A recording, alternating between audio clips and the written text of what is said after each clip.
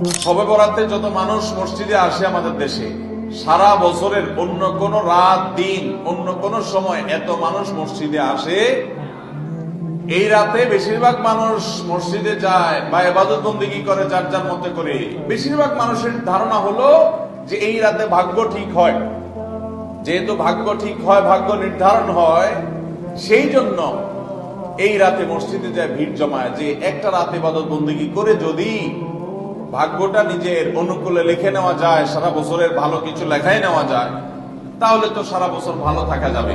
এই জন্য ওই একটা রাত একটু বেশি ইবাদতবন্দি করার চেষ্টা করে। ঠিক না বেঠিক? ভাইরা আমার, প্রথম কথা হলো ভাগ্য নির্ধারণ এই রাতে নয়, বরং লাইলাতুল কদরে হয়। দ্বিতীয় কথা হলো ভাগ্য নির্ধারণের জন্য একটা রাত মসজিদে গিয়ে ইবাদত বন্দেগী করলেই আমার ভাগ্য নির্ধারিত হয়ে যাবে বা ভাগ্য ভালো কিছু লেখা হয়ে যাবে ভাগ্যে, এরকম কোন কথা কোরআন বা হাদিস থেকে পাওয়া যায়? কোরআন হাদিসে কি পাওয়া যায়? সূরা নাহাল আয়াত নম্বর 97 আল্লাহ রাব্বুল আলামিন ইরশাদ করেছেন, মান আমিলা সালিহাম মিন যাকারিন আও উনসা ওয়া হুয়া মুমিন।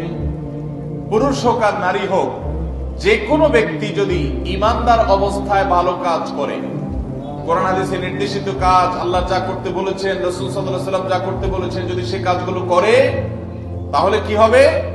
আল্লাহ বলেছেন, ফালানুহিয়ান্নাহু হায়াতান তাইয়্যিবাহ। তাহলে সেই পুরুষ সে নারীকে আমি পবিত্র জীবন দান করব।